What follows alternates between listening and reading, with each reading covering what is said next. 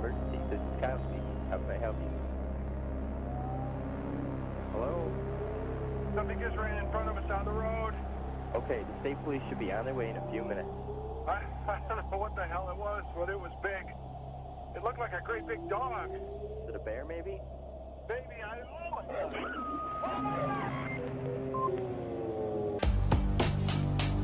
Sir? Hello? A giant, hairy creature, part ape, part man. Seen many times in the rugged mountains and deep woods of the Pacific Northwest. The encounters have not always been peaceful. In our modern world of concrete and steel, we're far removed from the Indian lore of Bigfoot.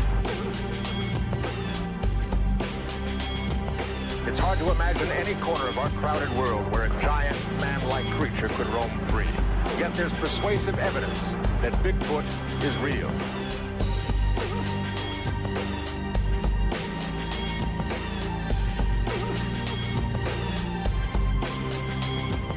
If we assume that Bigfoot is real and that men are closing in on this seemingly gentle monster, then we must prepare for that first meeting.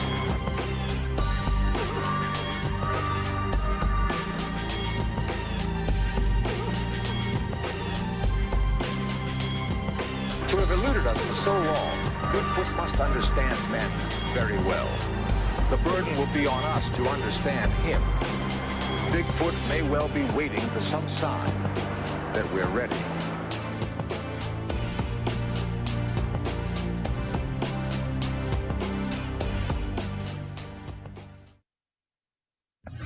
Hello everybody. Welcome to Talk Bigfoot episode 3. I'm still working on the upcoming show with Lori Phillips, and it's taken me longer than I thought it would. So I just wanted to put up a different episode in the meantime. Tonight, we're going to hear from Chester Moore.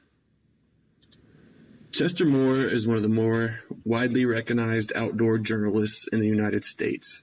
He currently serves as executive editor of Texas Fish and Game magazine, as well as outdoor editor for the Port Arthur News and Orange Leader newspapers. He has sold stories and photographs to more than 100 publications. Having had a long-time interest in mysterious animals, Moore founded and organized the Southern Crypto Conference from 2002 to 2005. He has appeared on Animal Planet, National Geographic, the Travel Channel, and others discussing the subject. A recipient of more than 80 awards for writing, photography, and conservation, Moore was named a Hero of Conservation by Field and Stream magazine in 2008. Moore has written several books, including his latest, Texas Trout Tactics and Texas Waterfowl. For 12 years, he has hosted his radio program, More Outdoors, on News Talk AM 560 KLVI out of Beaumont, Texas. All right, well, let's get right into it. Hello. Hey, is this Chester? Yes, it is. Hey, Chester. This is PK from Talk Bigfoot. Yes, sir. Yeah. How you doing? I'm doing all right, man. That's good to hear. So, how did you originally get interested in Bigfoot? You know, I was a child of, I was born in 1973, and that was just 6 years after Patterson Gimlin film. And I saw photos of the Patterson Gimlin film, and Argosy is just a regular men's kind of sporting magazine at the time. And my dad had, and he showed me the pictures of the Patterson Gimlin from the stills, and I thought they were fascinating because, see, I'm a wildlife fanatic, and the good Lord formed my spirit in the womb, and he had wildlife in mind. But I came out thinking about wildlife, and I was like, wow, that's like the ultimate animal, you know. And then a couple of years later, I had surgery, and in the waiting room at Texas Children's Hospital, The Legend of Bonnie Creek was playing before I got rolled into surgery, and I saw that movie, and I was like, oh, wow, that's really interesting. Because I was a smart little kid, and I was like, well, that Patterson Gimlin creature thing, that's in California. But Arkansas is right next to Texas. Maybe they're here. So that really is kind of what got me started in the Bigfoot deal. That sounds like fate. I mean, you're getting wheeled into surgery and Boggy Creek's playing. Somewhere around here, you know what I mean? Uh-huh. Well, what do you think Bigfoot is? Is it an unknown primate, or is it like a human hybrid, or? That really is the question if you get down to it. Number one question is, does it exist, right? That's the big one. Right. And then right behind that, if it does exist, what is it? And that's interesting. Most of my life I've spent believing that it was without a question an unknown primate, an unknown ape, simply an unknown ape species. And that's still definitely a possibility. You got to ask the question, is it a myth? You know, I mean, although we have videos, I believe Patterson-Gimlin's real. I believe I've considered the evidence that they are real animals, but, you know, we don't have a body. Right. We don't have a type specimen, so maybe it's all a myth. That's something that we have to wrestle with, you know. It's not classified as a species. I come from a biblical worldview, and I believe in that God created the heavens and the earth. And if you look at ancient Jewish texts, including the book of Genesis and other extra-biblical texts, you see what's called the Nephilim. Mm-hmm. And that is God's sons came to men's daughters in Genesis 6 and bore basically the giants of the earth. But if you look at the book of Jasher, which is quoted named in the Bible twice, and then nobody knew it existed, and it was found 400 or 500 years ago, translated into English. It talks about that these fallen angels not only architect, you know, the between men and women, they were actually mixing animals, chimeras, so to speak. That, to me, is a possibility because we're looking at a very, very strange thing. Do I know what it is? No. But I'm on the camp of it either being a Nephilim or being just an unknown ape of some kind, you know? Yeah. Yeah. That's something that I've heard mentioned before, the Nephilim series. Well, it's an interesting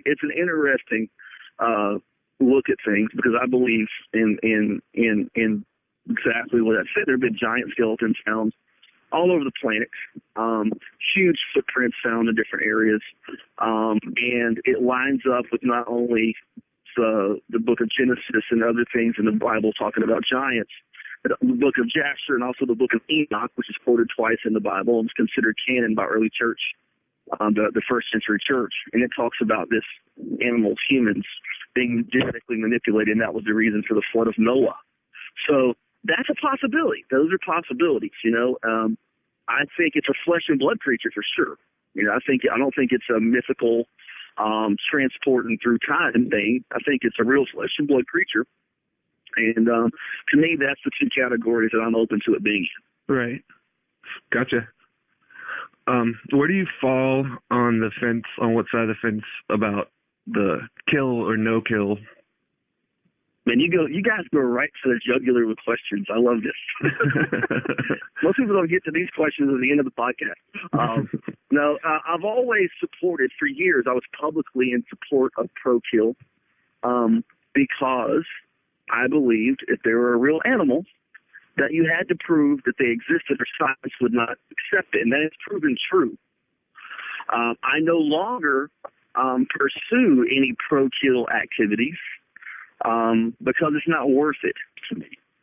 I'll just be honest, it's not worth the backlash. It is not worth the craziness. And I would be shocked if someone actually ever brought one in, to be honest with you. Right. So I will say this. I think it will take a body to be declared a species, period. I don't think it'll ever be declared a species without a body. Whether that body is hit by an 18-wheeler, shot by a hunter, or someone stumbles onto one somewhere, it'll never be declared without a body. Yeah, I completely agree with you on that. You're never going to get a picture clear enough for everyone to say, oh, that's definitely a Bigfoot. No, because here's the interesting thing. No one has ever gotten anything nearly as clear as Roger Patterson and Bob Gimlin did in 1967. Right. It's not fake. Yeah. And today, the difference is we have the technology to fake things you can't tell with the naked eye. Exactly. Yep. Yeah. Yep. That's the big downfall of pictures, because you can easily fake it, Photoshop in whatever you want, make it look like anything. Now, I mean, I'm an editor of the largest independently owned hunting and fishing magazine in America, Texas Fish and Game. we deal with photos and Photoshop stuff every day. We use Photoshop every day to lighten up a picture, to put our logos in, different things like that. And I've worked with the computer guys that do Photoshop, and I'm like, they've done some crazy stuff. And I'm like, man, in the Bigfoot field, if you had the right guy doing this, you would have to be an absolute expert or get a polygraph test out to tell the difference, you know? Right. Yeah, definitely. What can you tell me about reports from Southeast Texas, specifically the Beaumont area, Bragg Road, and coastal areas like the Bessie Heights Marsh? You know, the Bessie Heights Marsh thing gets brought up because of a sighting that allegedly happened a few years ago. And other than that, and I fished Bessie Heights Marsh and hunted it my whole life. Never heard of anything Bigfoot related up until that particular point, you know. Mm-hmm. So I can't say. Other than that, I've never heard of anything in that area. When you get into the Big Thicket National Preserve, the Bragg Road, that area, the woodlands of Newton and Jasper County, those areas, you start getting a lot. There are lots and lots and lots of reports. Now, I got into the field research aspect of this in 1999, and I worked with the Gulf Coast Bigfoot Research Organization guys for over a long time, and can still consider some of those guys my friends. And it was a lot easier for me to believe reports back then because, you know, like, and I like finding Bigfoot, but that shows weren't on TV. No one knew what a wood knock was, a limb formation, what tracks look like. Now there's so much information, it's a lot harder for me to believe a report because people can add things to it that are detailed that if I'd have heard 15 years ago, I'd have been like, oh, you have to have experienced it to know that. Now the whole world knows that stuff. And so when you go back, you know, a long time, you see a lot of reports, but the term Bigfoot is almost never used until really the last few years. It was wild man, it was booger, it was bush ape, that kind of stuff. Uh-huh. And there are a lot of reports.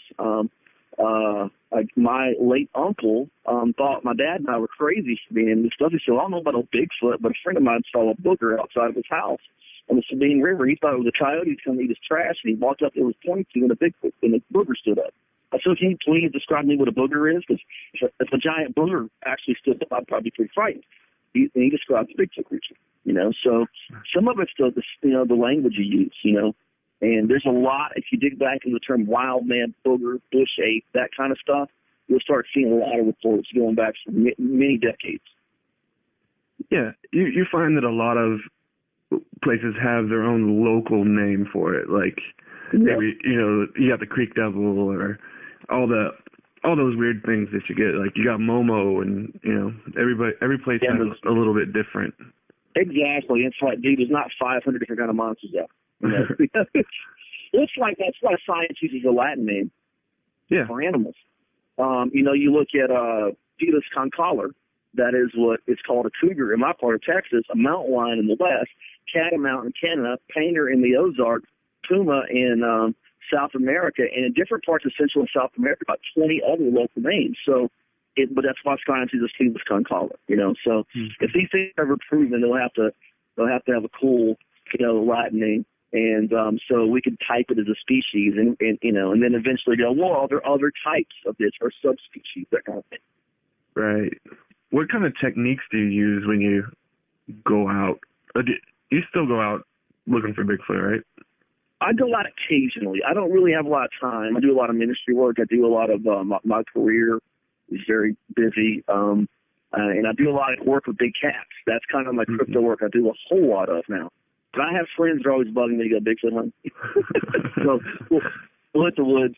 And, you know, really it's going to an area that has a lot of sightings, a lot of action reported, and go out there and sit in the woods at night and let your presence be known. Yeah. Do you camp like you're, you know, basically like you're just be out there and listen, look. I have night vision, you know. Listen, look. Look for things out of place, that kind of stuff. It's not rocket science, you know. I don't have thermals, but I've used thermals in the past, you know. That's something I'd certainly like to have for all my wildlife researchers. Apparently don't have the budget. I just bought one for my cell phone. It's called Seek Thermal. It was just under $300, and it's pretty badass. For the cell phone? Yeah, it's a little dongle that hooks right into your cell phone. No way. Well, I'm going to have to look into that. You have to send me something on that. Yeah, well. That's a lot cheaper than the thermals that I used in the past. Exactly. But it's, basically going out there looking, listening, that kind of stuff. And I'm real big on vocalizations. Because primates are very vocal. Primates are very vocal. Their communication is especially in long distance, is based on a lot of really strong vocalizations. So I think that's an area that you can sort of look in for some interesting results, you know. Yeah. And I do a lot of listening. We bring recording devices, that kind of stuff. And I don't know, it's all very interesting. And the main thing I advise people to do, the main thing, number one, is go out and study the native wildlife before you go. Because if you go out there and you look and you think it's just Bigfoot, Bigfoot's not going to be there every time you go out, you know? Right. Yeah, and that's the problem. I mean, you know, a lot of people go out and they'll hear stuff and they'll send me recordings of things, and I'm like, dude, that was a fox, or that's a coyote, you know. And, you know, anybody can get fooled because a lot of animals have vocalizations that aren't commonly, you know, shared and stuff like that. But I think go out and if I had any success in this field as far as just finding my own evidence, it's been because I'm an expert on native wildlife. And, you know, things that are known, and I can go out there and go, oh, that's not normal. That's not what a black bear does. That's not what a feral hog does. You know, that kind of stuff. Well, on that note, what do you think about them mimicking, like, you hear about them making owl calls and stuff like that? Dude, I heard something my dad passed away in December, and he was the biggest Bigfoot fan in the entire universe, so I'm dedicating this to Chester Moore Sr. I have a feeling when he walked into heaven, he went, okay, are they Nephilim? Are they apes? What is this? Probably the second question after he asked Jesus a few things. And I'm dead serious, too. But we heard something one night. It sounded like coyote. Dude, I've been around coyotes. I'm talking about I've been around captive coyotes howling right in front of me, right? Mm-hmm. It sounded like it messed up. And then it sounded like it got it right, and then other coyotes sounded off. And I was like, that's interesting. Then we heard an owl like that. I heard there's a sound that we call the bionic bird. It sounds kind of like a screech owl shrill. Uh-huh. But I've heard this screech owl shrill turn into a cow. And, I mean, weird. It's like it made that sound in the middle of it because there was cattle in there, and it stopped and went into a cow sound. So I think that I think there's a very good possibility that they know how to mimic other animals. Well, yeah, it makes sense. Which lends credence to the possibility of these things being something more than maybe we think. You know, because it's beyond a minor bird doing it. You know what I mean? Right. Uh-huh. Yeah. Well, they're not using tools. They're not building huts or making fires. No. But they definitely have that's some an type argument of. I've always had. So they're not people, man. They ain't making fires or whatever. But there's something about them. I just say that there is something about them. Mm-hmm. Yeah, they definitely seem very smart.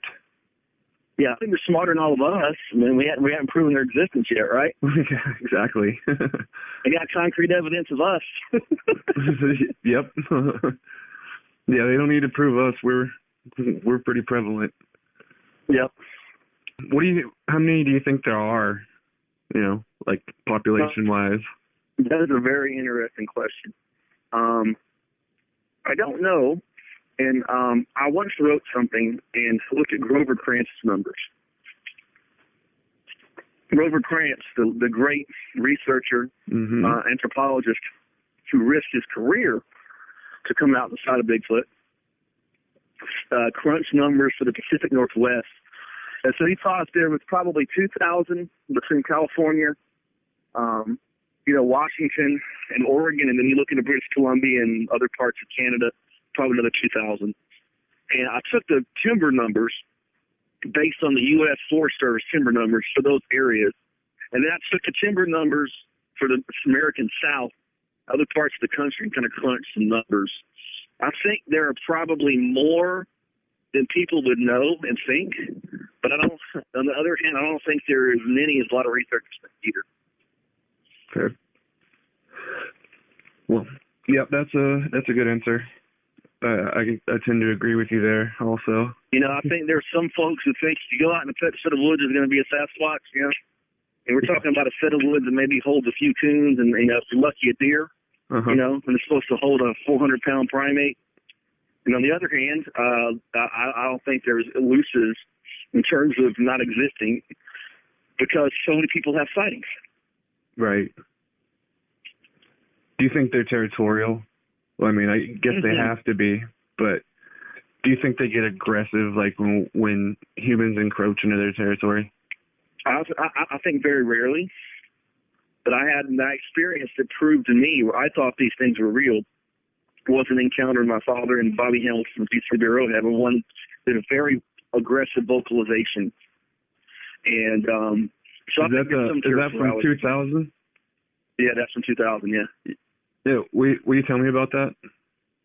Well, it was an interesting experience because I don't remember dates. I remember August 20th, 2000, the rest of my life. We were on a field expedition with Bobby. It was his expedition, and my dad and I went, and we were getting ready to leave. We heard a few weird moans that night in the woods, but, you know, it was not anything you could tell. It was just kind of faint and far away.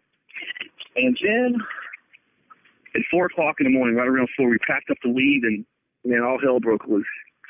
It was a very guttural, deep sound, and I had just been to South America 8 months earlier and met with howler monkeys in the wild. It sounded to me like a howler monkey on steroids, a lot of steroids. And it was like, but I can't do it. But that kind of guttural, vile sound. Mm-hmm. And so I mocked it. I don't know why. Because what happens? I mocked the howler monkey. And I growled once, it growled once, this thing. The Bigfoot or whatever it was. I growled twice, it growled twice. I growled 3 times, and went into a frenzy, and then went to a scream like you hear the Legend of Boggy Creek. And it was like, whoa. And it broke branches as it was leaving and got out of there. But the howler monkey that I messed with in 99 in Venezuela did the exact same thing. With a third growl I made. Instead of breaking branches, threw them at me in the boat that I was in and then left. So that clicked to me, primate. This is real, you know? Right. That's a clear connection from one monkey to another possible ape. Yeah, and I've never heard – I've heard that sound. My dad and I and another uncle of mine heard that exact same sound when I was a kid. We got ran out of a creek bottom where actually I found my first track 15 years later. Had no idea about it being Bigfoot. Dad thought it might have been a bear, although bears were not really in Texas very much. At that point, they're still not real common. But I got to work with bears for 2 years in captivity. And I realized that sounded absolutely nothing like a bear. So I asked Dad, so why did you really think that was a bear? He goes, no, that's the best answer I had, you know? Mm-hmm. So it made a real connection to what was going on, you know? Yeah, definitely. Tell me about the time you went camping and you left and you came back to the limb twists. Oh, the one that was on Animal X? Yes. Yeah, we filmed Animal X. It was Chris Stevens and I, and my dad was with me, and my friend Patrick Trumbull, and then Daniel Searle and Natalie Schmidt from Animal X. And the place we were in was a dead end of a dirt road. Our camp was at the dead end. There was no way to go to there past us other than walking 10 miles to the woods. And we had drove about 1.5 miles up the road to do some calls. We came back, and when we came back, there were just twists and breaks everywhere along the trail to our tent. Were they like pointing towards your camp or away? It was just broken all the way along to it. You know, I mean, we've been walking that trail all day long. And it was obviously whatever did that was letting us send some kind of message to us. Right. Yeah, I have a theory that they point the breaks towards the territory that they allow you to have, and behind that they say they don't want you there.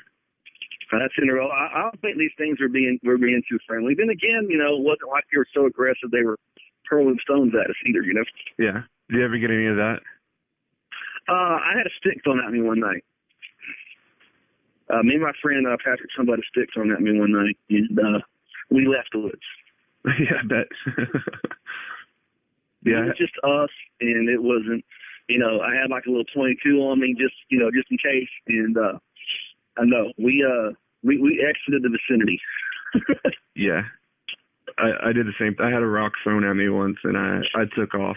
I was out of there. Yep. My partner, she wants me to ask you about some bird sanctuary. I'm not real sure what she's talking about, but I think she sent you the GPS of it or Google Maps or something. Yeah, we talked about. She called me a few minutes ago, and I'm not aware of any activity around that area, so I really can't comment on that. Okay. What do you think about the idea that there are different types of Bigfoot? Like, very possible. Yeah. Do you think they differ, like, say, in the Pacific Northwest than they do down here in the South? Well, I mean, even the white-tailed deer. You know, I'm deer hunted in New York. The deer look quite a bit different in New York, and there are like 13 or 14 subspecies of white-tailed deer. And there's physical differences in several of them that are pretty stout. So it makes sense if you look at that and go, you know, there's going to be subspecies if these things are widely distributed. Right. Yeah. Do you think? Do you ever get any reports of dogman? Mm-mm. No. No, never had any of that kind of stuff. I've heard chupacabra reports all the time, but they're all coyotes and veins. Yeah. You don't see the blue-eyed thing with the nodules on its butt very often, huh?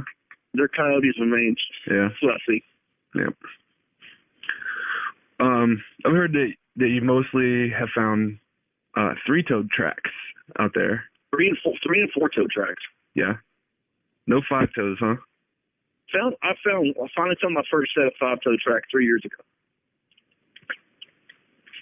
It's interesting. That makes me think that there probably are different types, because I've typically seen five-toed tracks whenever. I mean, I haven't found any tracks myself, but when you I've always thought it might be an inbreeding issue.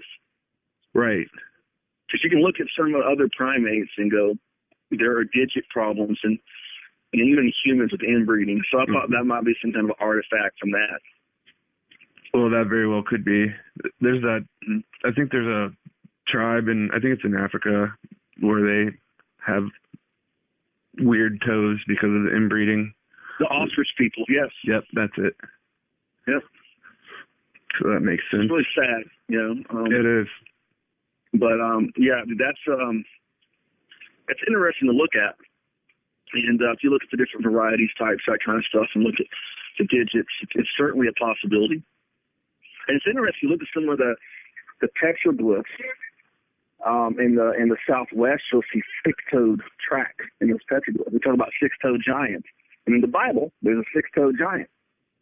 It's detailed. So just interesting artifact there of different. I never heard of a six-toed Bigfoot track, but maybe there's one out there. Huh, yeah. That would be the one that hasn't been inbred yet. Mm-hmm. A couple weeks ago, I talked to Rob Riggs, and he told me once that you guys investigated a report of one swimming. Mm-hmm. Mm-hmm. Can you tell me about that? On the Sabine River. Excuse me, I took a swallow there. On the Sabine River, and a guy had been frogging one night. So there's a little boat. He's going to the canal, and he sees this black thing going across the sloop. He thinks it's a really big hog. All he has is a little headlight. And it walks up on this bank. And he stands up on two legs and looks at him. And he said it was a Bigfoot creature. So we went into this island area where that was, and went out and did some investigation. Interestingly, someone else had given me a report that they said it was a panther from that area. And what they were talking about was definitely was not a cat vocalization they were hearing. So it was from that same island. So just an area that had a lot of really creepy reports. Do you think they? This seems like a silly question, but I'm gonna ask it anyway. What do you think about them cloaking? Have you ever heard about that? I've heard of that stuff, but I can't comment on it because it's almost explaining an unexplained phenomenon with another unexplained phenomenon. Uh-huh. And I don't know. I can't say. I would not suspect that's what's going on, but you never know. Yeah. That's a good enough answer for me, for sure. What do you think about, like, if they're along waterways and stuff, do you think that they will burrow, say, like, into the side of the bank? You know, I don't know. I don't know of any ape that does that. I kind of look at model like ape behavior. Not really sure. I would suspect most of the time these kind of animals like this are on high spots within waterways, and stay in those areas, just lay low, and then until peak time of movement, you know, a day. And I don't think they're completely nocturnal. I think there's a lot of them that are running around the daytime too. You know, but there are very few nocturnal apes. Right. And I think that maybe they're nocturnal in some areas by necessity of people, contact with people. Do you think they can see infrared? Yes, I do. Absolutely. Excuse me, I got to take a drink here. My throat's dried up. And the reason I say that is I had a German Shepherd that had an infrared remote for my TV, and if I move it along the floor and point it, she would go bite the spot where like the laser beam would be, the infrared spot would be. Uh-huh. And so my dog could definitely see it, and I couldn't see it with the naked eye. And I think that there are lots of animals that probably see in that spectrum, and it probably makes sense why there are a few game camera photos, because most of those game cameras give off some kind of an IR. Right. That's what I think, too. Mm-hmm. I think they've learned to avoid the game cameras because it's probably bright, you know, it's probably bright, and they... Well, there's a recent study from Mainstream Science that these, in one area, these big coyotes, the big male dominant coyote in the area in the study would have learned to avoid the game camera, completely avoid them. Huh. So I think it probably has to do with them seeing IR. Yeah, I would imagine. I wonder why a coyote would avoid a game cam. But you got to figure, man, some animals are really smart. And if coyote, you know, I've got billions of coyotes on game cameras, right? Mm-hmm. But if you have an animal in a certain area that's really smart and it's just extra cautious, that light or whatever on it just might spook it. You know, it might make a sound, I think, heard one time. And coyote usually learns the first time they encounter something. Right. So that was the one study, and there were some of the dominant coyotes were just avoiding. What's the craziest story concerning Bigfoot that you've ever had somebody report to you or had yourself? The craziest story I ever heard, you need to talk to Bobby Hamilton from YouTube Arrow and get his childhood story. He tells it better than me. He involves one at the window, kind of waving his finger at him. Other than that, I interviewed someone that was kind of from a Big Thicket area. I think a town called Rayburn in there. Not Sam Rayburn, the late little town called Rayburn. Mm-hmm. And they told me that they never told anyone this, but a guy in their neighborhood got into Bigfoot and contacted me about it. So like in the late 70s, 80s, she was coming home sometimes, and the door would be open. She never locked the door. And her kitchen would be kind of ransacked, and the fridge would be stolen. Well, she came home one night, the door was open, goes in there, and in the hallway, there was one of those, you know, ladders up into the attic that you pull down. Uh-huh. And it was pulled down. You hear scuffling up in there. And all of a sudden, this thing falls out of the attic on the floor right in front of her. And it was a Bigfoot creature. Up into her attic. And it went up into her attic, and she said it fell down, and it stood up and looked at her, and she was sitting dead in the middle of the hallway, and she could tell it was trying to get to the door, so it ran past her and pushed her out of the way and left her. I can't imagine. I freaked smooth out, you know. Mm-hmm. Yeah, but and she was very sincere. She had never told us publicly or anything like that, and she called it a wild man, and it never came back. I would have had, you know, steel reinforced doors. But I guarantee you, if this is a true story, what happened is, you know, those things have a long string. It probably had a string. It probably pulled on the string, being curious in the steps, you know, just kind of climbed up, you know. Yeah. Yep. And can you imagine if What I would have tried to do is shut it up in the attic. Yeah. Well, then you didn't even have it busting through the roof, or through the drywall. Yeah, Bigfoot tearing your house up, that kind of stuff. It's like a normal operating for a day, but it happened. What do you think about infrasound? Have you heard any of that kind of report? No, I have, but it's not something I can kind of quantify, and I really don't. I wasn't interested enough in that to ever pursue enough to give an intelligent commentary on it. Gotcha. One thing I don't like is when I hear people in the Bigfoot community commenting on everything and they have no knowledge of very little of it. So if I don't really know much about it, I'm probably not going to talk a lot about it. That's as it should be, in my opinion. Mm-hmm. Do you think habituation is possible? Like gifting and that kind of stuff? Man, that's an interesting question. I think, personally, most of the habituation stories I've heard are probably not true. I don't think they're giving you garlic at the back door. I know that story. That one's hilarious. The first time I heard that, I'm not lying, I've never laughed so hard. I laughed for 2 weeks. I'm not lying. And then I'm on National Geographic, and that story is on right after my. Oh my God! Yeah. So there you go. God bless him. But I think it's possible. You know, I think it is possible. Well, yeah. I mean, you can kind of build a rapport with wild animals in general. No question, man. I know. I talked to a recently to build a rapport with a pack of wolves. Right. You know, and so that these are definitely more intelligent. So you may have one that takes a shine to you, or something, and it's possible. But I think I haven't heard all the stories out there, obviously, but I think several of the ones I heard, I'm just like, I just don't buy it. Yeah. How many reports do you get that you think are just fake right off the bat? You're like, oh, this person's trying to pull one over on me. Very few. I don't solicit reports.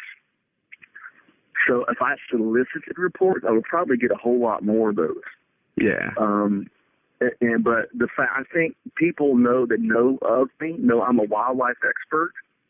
So they're contacting me in that realm, asking me, hey, I saw something weird. Can you help me out here? So I have a few. I've had a few.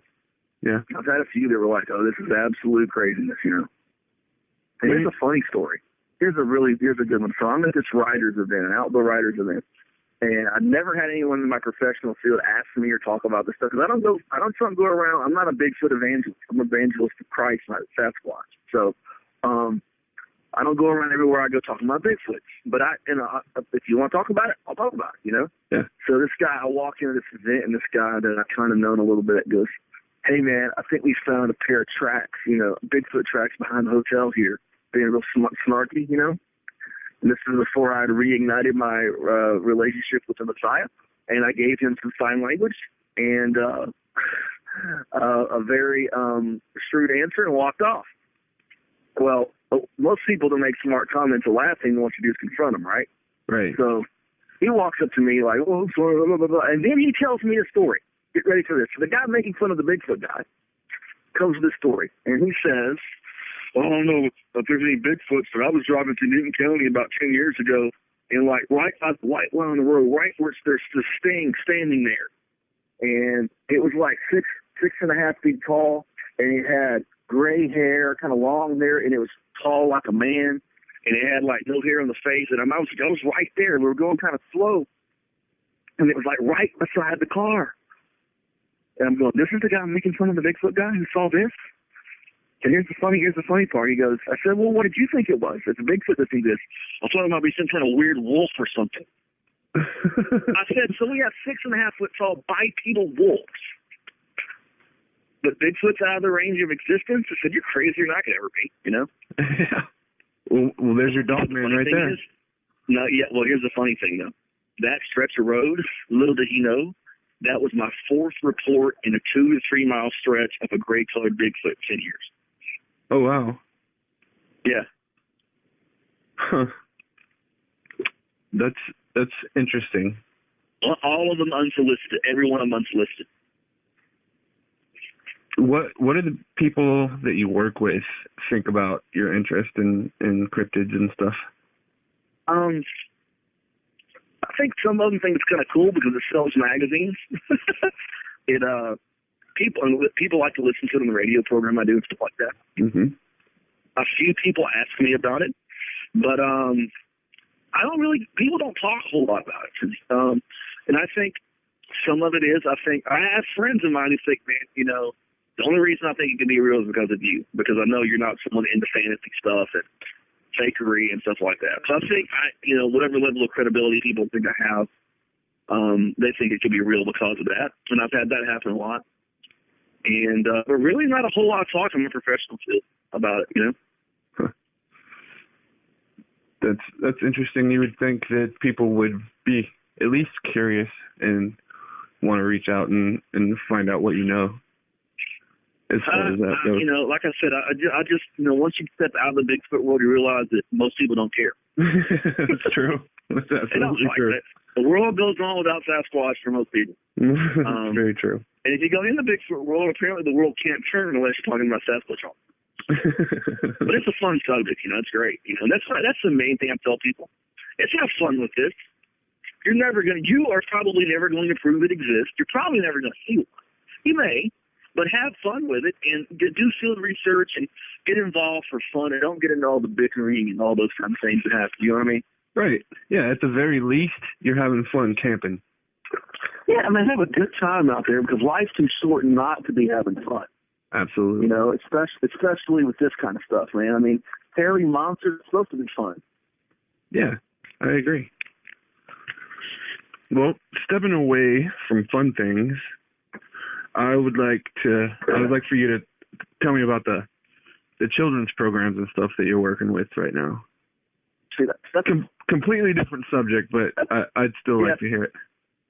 Appreciate that, man, because I'm going to have to run here in a minute. I'm doing the thing with the kid that we're working with here in just a little while, so I have to leave a little early. Okay. It's as a follower of Christ, I want to do what he did. And he said to bless the children and to work with children. And we have Children's Kingdom Ministries in our Outreach Kingdom Zoo. And we work with animals a lot to teach kids about God and that God has a purpose and a plan for their life. And we have a program called Wild Wishes, where we grant wishes of animal encounters to kids who have a terminal illness, who have some kind of a loss in life, lost a sibling, a parent, something like that. Mm-hmm. And it's been wonderful. My grandmother had an organization called My Wish, and she did it with kids who had terminal illnesses. And we kind of broadened our spectrum a little bit, and it's really cool. And one of the cool things is one of the families that we worked with, we got to take them to a taping of Finding Bigfoot, and they got to meet Renee and Bobo. So that was cool. That's really awesome. Yeah. Yeah, so that's what it's about, man. And I'm right now feeding a panther chameleon we had donated to us for our outreach. We got all kind of critters. And I love wildlife. I love the Lord. I love children. That's pretty much that in my family is what life's about, man. And we just want people to live a good life and know that there are a lot of really good things and life can be good. Yeah, I've always felt like the meaning of life is to find what you like and then use that to help others.